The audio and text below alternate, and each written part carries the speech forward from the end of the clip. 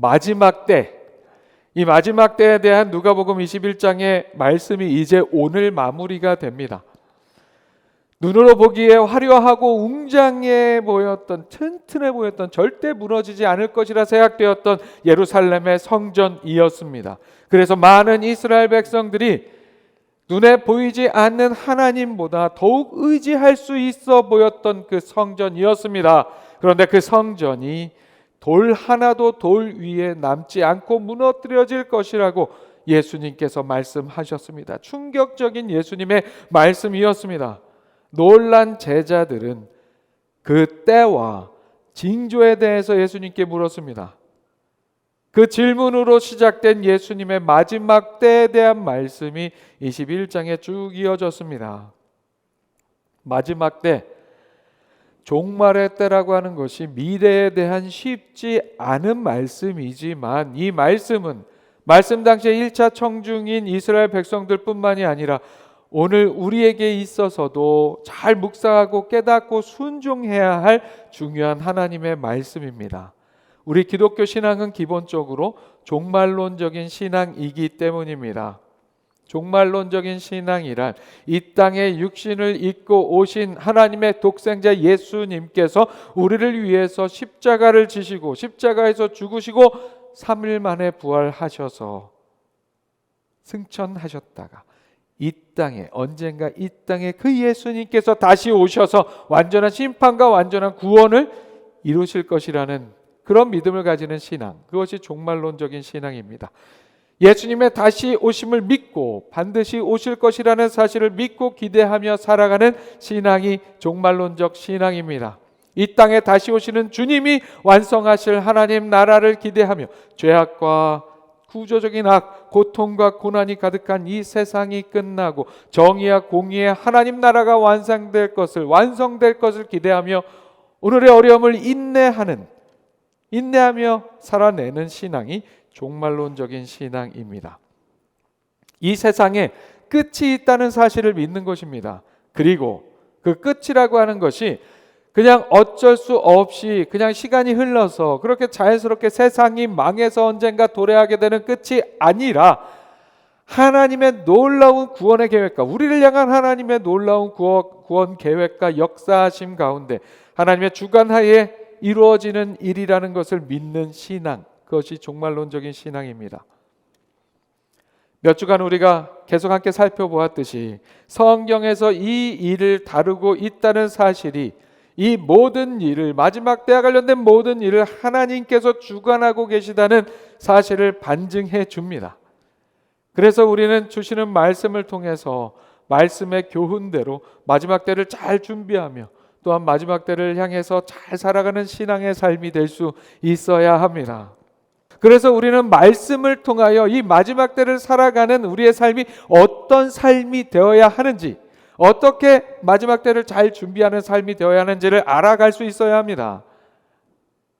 그래서 오늘도 이 말씀 통해서 오늘 우리의 삶에서 볼 때 미래의 언젠가의 이야기인 그 마지막 때를 어떻게 바라보며 또한 어떻게 준비하며 살아야 하는지에 대해서 함께 살펴보겠습니다. 화면 보시고 함께 읽어볼까요? 시작. 믿음으로 미래를 통찰해야 합니다. 통찰이라고 하는 게 무엇입니까? 통찰이란 어떤 상황과 문제를 깊이 이해하고 그것을 더 깊게 파악하거나 분석하는 것을 의미합니다. 그 의미 안에서 미래를 통찰한다는 것을 정의해 보면 지금 가지고 있는 정보와 지식을 기반으로 미래에 대해서 고민하고 분석하며 다가올 미래를 깊이 이해하고 예상한다는 뜻입니다. 오늘 우리가 살아가고 있는 이 급변하는 최첨단의 시대 속에서 정말 중요하게 다루어야 하는 일이 바로 미래를 통찰하는 일입니다.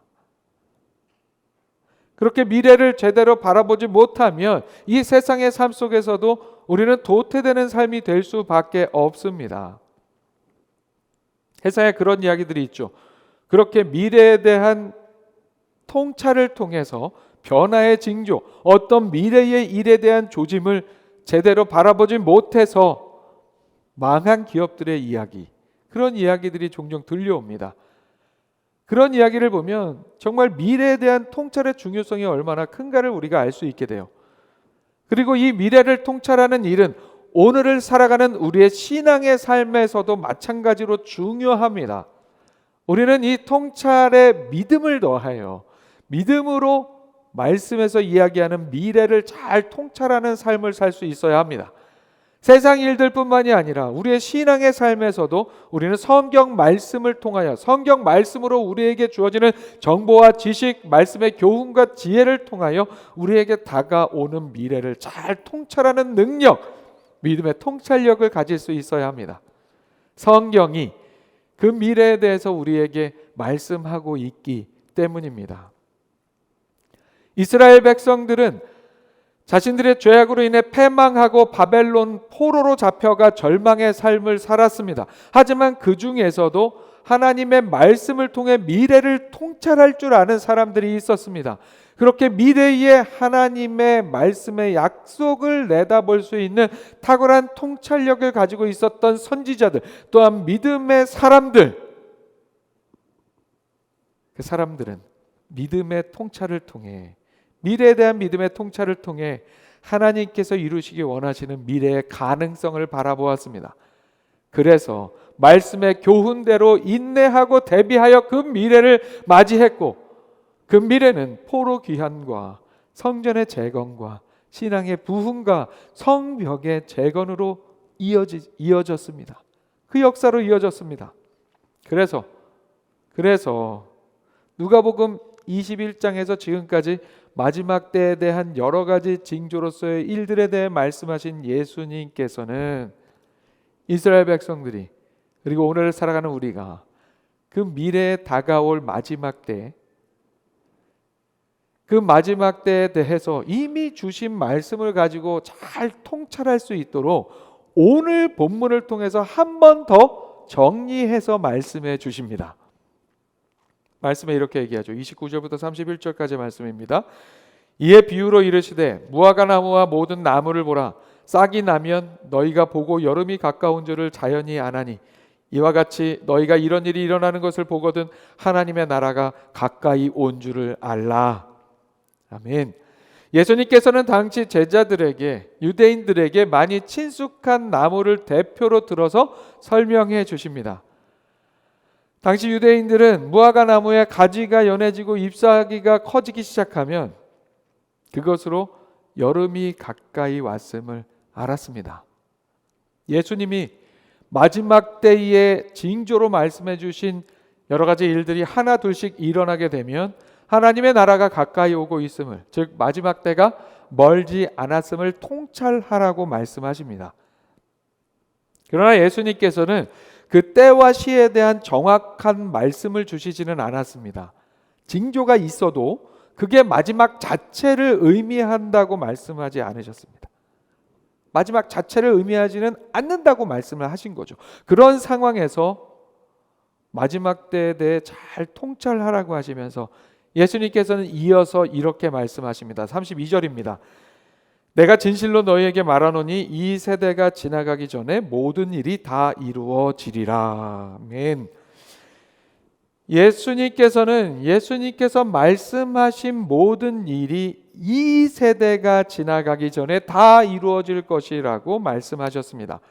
여기에서 이 구절에서 이 세대라는 말이 신학적으로 많은 논란이 되고 있는 말입니다. 왜 그렇습니까? 단순히 예수님이 말씀하시던 당시의 세대를 지칭한다고 하면 이미 그 세대는 아주 오래전에 지나갔지만 아직 세상의 종말이 오지 않았기 때문입니다.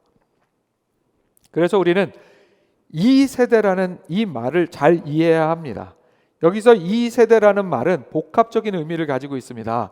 우선은 말씀 당시의 세대를 표현합니다. 말씀 당시의 그 세대. 그런 의미에서는 이 세대가 지나가기 전에 다 이루어진다 하신 그 모든 일의 의미도 처음에 예수님이 말씀하셨던 성전의 무너짐과 예루살렘의 패망, 그 일을 의미합니다. 그 일은 실제로 그 세대가 다 지나가기 전에 예수님 이후에 40여 년이 지난 시점에 로마의 공격으로 인해 역사적으로 이루어지게 됩니다. 그런 의미에서 이 세대는 먼저는 그 말씀 당시의 세대를 의미합니다. 하지만 그거에서 그치지 않습니다. 또한 이 세대라는 그 말씀은 예수님께서 이 땅에 육신을 입고 오심으로 인하여 이루어진 예수님 이후의 모든 예수님을 믿는 세대를 의미하기도 합니다. 예수님 이후에는 더 이상 다른 구원의 방법, 다른 구원자가 없는 오직 예수의 시대를 사는 세대, 그 세대를 의미하는 거예요. 그렇기 때문에 예수님께서는 마지막 때와 징조에 대한 질문에 가장 먼저 거짓 선지자, 가짜 그리스도를 조심하라고 말씀하셨습니다. 왜 그렇습니까? 예수님 이후에는, 진짜 예수님 외에는 구원자가 없기 때문입니다. 오직 예수이기 때문입니다. 그런 의미에서 우리는 여전히 예수님 이후의 세대, 다시 오실 유일한 구원자 예수 그리스도를 기다리는 세대입니다. 이런 의미에서 이 세대가 가기 전에 이루어질 모든 일이라고 하는 것은 이 세상의 마지막 때, 주님이 이 땅에 다시 오시는 그날 이루어질 종말의 때를 의미합니다. 그런데 이 세대라는 말에 들어있는 이 복합적 의미를 종합해서 예수님께서 말씀하신 이 말씀의 의미를 살펴보면 그것은 바로 마지막 때는 반드시 온다는 말씀입니다. 마지막 때는 반드시 온다는 말씀이에요. 그리고 그때가 가까이 온 것을 우리는 여러 가지 일들을 통해서 알 수 있다는 의미입니다. 확실한 것은 반드시 온다는 사실이라는 말씀이에요. 그러나 그 마지막 때, 확실하게 올 마지막 때에 대해서 불확실한 것이 또 하나 있습니다. 불확실한 것은 무엇입니까? 그것은 바로 그 마지막의 정확한 때와 시, 그것은 불확실합니다. 아무도 모릅니다. 그렇기 때문에 이런 상황에서 이 마지막 때에 대해서 우리는 정말 미래로서의 마지막 때, 그 미래를 주의 깊게 잘 통찰할 수 있는 통찰력을 가질 수 있어야 합니다. 미래에 대한 통찰이라고 하는 것은 불확실성을 토대로 필요한 일이기 때문입니다. 여러분, 단순히 있을 분명한 미래에 대해서는 깊이 통찰할 필요가 없습니다. 우리는 그래서 반드시 있을 마지막 때, 그러나 동시에 정확한 시와 때는 알 수 없는 그 불확실성의 마지막 때, 그 복합적인 의미의 그 미래에 대해서 잘 통찰할 수 있어야 합니다. 그러나 우리의 신앙의 통찰은 일단 확실한 사실을 믿는 믿음에서 시작되어야 합니다. 어떤 사실입니까? 반드시 마지막 때가 온다는 믿음. 거기에서 시작해서 정확히 언제인지 모르는 불확실성에 대한 말씀의 근거를 토대로 그 마지막 때라는 미래를 예상하고 바라볼 수 있는 통찰이 되어야 합니다. 여러분, 그렇게 미래를 통찰한다는 것은 쉽게 표현하면 관심을 갖는다는 의미입니다. 생각을 하고 산다는 의미예요.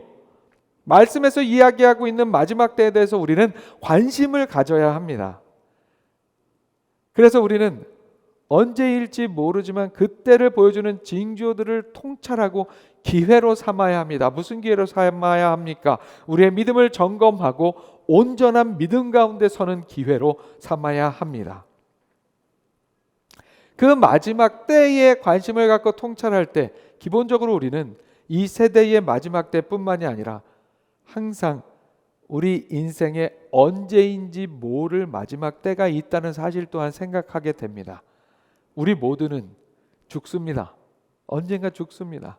그런데 그 사실을 망각하고 살다 보니 우리 인생에 여러 가지 문제가 많이 생겨납니다. 사랑하는 여러분, 이 마지막 때라는 주제에 관심을 가지고 생각을 가지고 살아가는 삶은 생각 없이, 미래에 대한 어떤 통찰도 없이 사는 인생과는 완전히 다른 인생이 될 수 있습니다. 이 세상의 마지막 때, 이 마지막 때라는 주제는 그래서 우리 개개인의 마지막 때에 대한 관심을 의미 있게 해줍니다.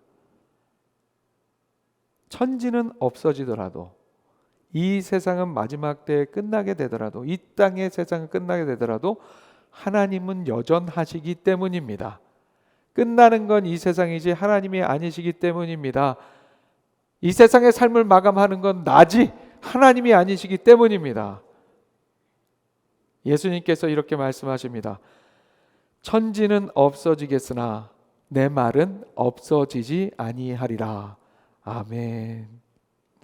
천지는 없어지더라도 하나님은 영원하시다는 그런 말씀이에요. 그래서 우리는 마지막 때를 통찰함으로 우리의 사후의 일도 하나님께 내어 맡길 수 있습니다. 우리의 하나님께서, 끝이 없으신 하나님께서, 영원하신 하나님께서 우리 개인의 마지막 때, 우리 개인의 삶 속에 정말 종말과 같이 느껴지는 고통과 고난의 때를 포함한 이 세상에 주님 다시 오는 그 마지막 때 이후에 우리의 모든 것을 끝 없으신 하나님께서 책임져 주십니다. 사랑하는 여러분, 그런 의미에서 오늘 말씀 기억하며 하나님께서 주관하시는 그 미래에 대해서, 그 마지막 때에 대해서 믿음으로 통찰하며 관심 가지며 살아가는 우리가 될 수 있기를 소망합니다. 화면 보시고 다시 한번 함께 읽습니다. 시작. 믿음으로 통찰한 미래를 잘 준비해야 합니다.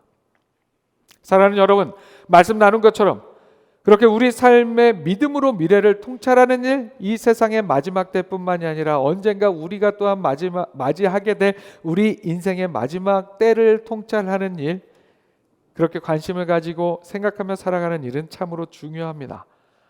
그 통찰이 우리가 맞이할 미래를 잘 준비할 수 있는 시작이 되어주기 때문입니다. 그렇게 우리는 통찰해서 끝나는 것이 아니라 우리가 믿음으로 우리의 미래를 통찰했다면 우리는 그 통찰을 토대로 그 미래를 잘 준비해야 합니다. 말씀은 우리에게 이렇게 그 방법을 알려주고 있습니다. 34절과 35절의 말씀입니다. 너희는 스스로 조심하라. 그렇지 않으면 방탕함과 술 취함과 생활의 염려로 마음이 둔하여지고 뜻밖의 그날이 덫과 같이 너희에게 임하리라. 이날은 온 지구상에 거하는 모든 사람에게 임하리라. 말씀은 어떤 거창한 학문적인 이야기나 어떤 손자병법 같은 전술, 그런 것들을 이야기하지 않습니다. 전문적인 어떤 것을 이야기하지 않아요. 그저 우리 스스로 삶을 조심하라고 말씀합니다. 무엇으로부터 조심해야 합니까? 방탕함과 술 취함과 생활의 염려로 마음이 둔하여지는 것으로부터 조심하라고 말씀합니다. 두려워하고 걱정하느라 미래에 대해, 마지막 때에 대해 믿음으로 통찰하지 않는, 관심 없는 삶이 되지 말라는 말씀입니다. 사랑하는 여러분, 이 말씀은 그래서 술 취하는 것 죄악이니까 그런 죄는 짓지 마 하는 그런 단순한 이야기가 아닙니다. 그것보다 훨씬 더 넓은 의미의 말씀입니다. 여러분, 방탕하고 술 취하고 염려한다는 것은 우리의 삶의 어떤 모습을 의미합니까? 우리 삶의 어떤 모습을 의미하죠? 일상을 떠난 삶을 의미합니다. 일상을 떠난 삶을 의미해요. 방탕하고 술 취하고 염려하는 삶으로는 일상의 우리의 삶을 하나님의 말씀대로 살아갈 수 없습니다. 말씀대로 사랑하며 살아갈 수 없습니다. 말씀대로 헌신하며 살아갈 수 없습니다. 말씀대로 예배하며 기도하며 살아갈 수 없습니다. 그래서 그렇게 일상을 벗어나지 않고 하나님의 말씀대로 살아가는 삶이 언제인지 모를 그때를 준비하는 방법이라고 우리에게 알려주고 계시는 거예요. 그리고 이렇게 조심해야 하는 일은 너나 할 것 없이 우리 모두에게 중요한 일입니다. 갑자기, 그리고 모든 사람에게 임하게 될 때가 바로 그 마지막 때이기 때문입니다. 예수님께서는 또한 그렇게 스스로 조심할 수 있는 신앙의 중요한 방법, 그것도 우리에게 알려주십니다. 바로 이 말씀입니다. 항상 기도하며 깨어 있으라. 아멘. 항상 기도하며 깨어 있으라. 항상 기도하며 깨어 있으라는 말씀은 우리의 시선을 하나님께 두라는 말씀입니다. 우리의 시선을 다른 곳이 아닌 하나님께 두라는 말씀이에요. 우리의 시선을 하나님이 아닌 내 삶에 둘 때, 또한 이 세상에 둘 때 불안한 미래, 또한 힘들고 어려운 삶의 시간 속에서 방탕함과 술 취함과 염려가 가득한 삶이 되어버릴 수밖에 없습니다.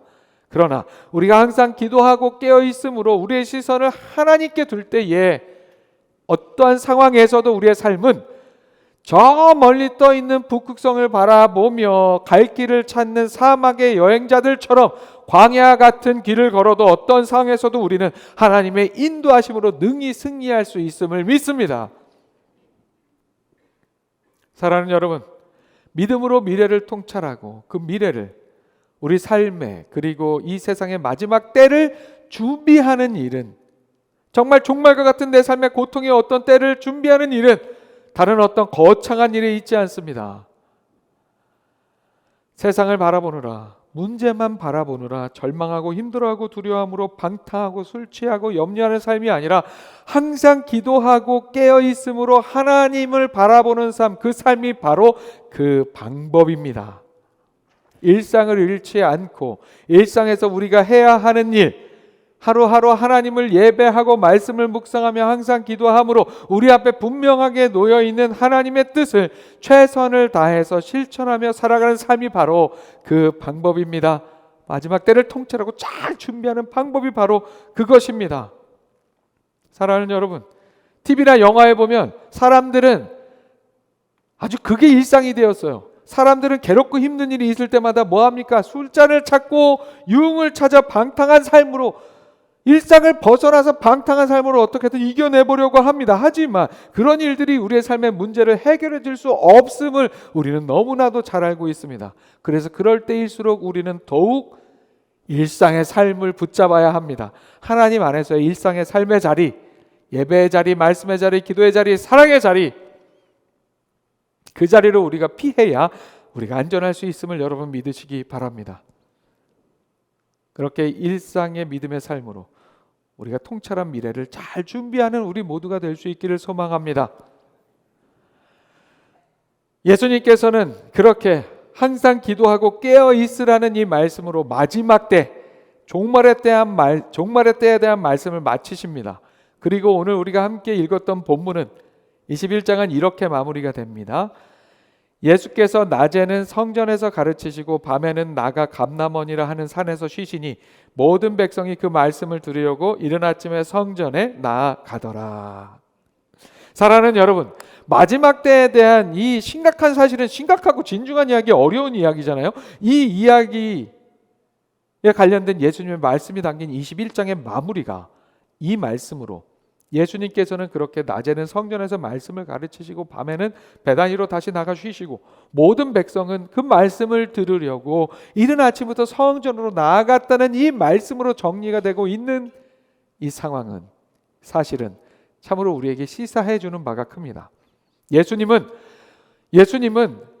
마지막 때에 대한 말씀으로 사람들을 혹하게 하실 생각이 전혀 없으셨습니다. 예수님께서는 마지막 때에 대한 이야기로 사람들이 일상을 벗어나 무언가 예수님께 이득을 주는 어떤 일들을 하기를 바라지 않으셨습니다. 예수님께서는 여전한 그들의 일상의 삶, 예수님의 앞에 선 저들의 일상의 삶, 말씀으로 살아야 할 삶을 중요하게 생각하셨습니다. 기도와 말씀으로 사는 삶. 그래서 예수님은 계속해서 말씀을 가르치셨고 모든 백성은 그렇게 말씀을 들으려고 아침 일찍 성전에 나아갔습니다. 사랑하는 여러분, 오늘 말씀 기억하며 이렇게 말씀을 사모함으로 마지막 때를 준비해 나가는 우리의 신앙의 삶이 될 수 있기를 소망합니다. 우리가 사모하는 하나님께서 주시는 말씀의 교훈대로 마지막 때를 믿음으로 통찰하며 믿음으로 그 미래를 통찰하며 준비하는, 그래서 이 마지막 때의 삶을 말씀의 원리대로 하나님 앞에 바르게 살아내는 그런 우리 모두가 될 수 있기를 주님의 이름으로 축원합니다.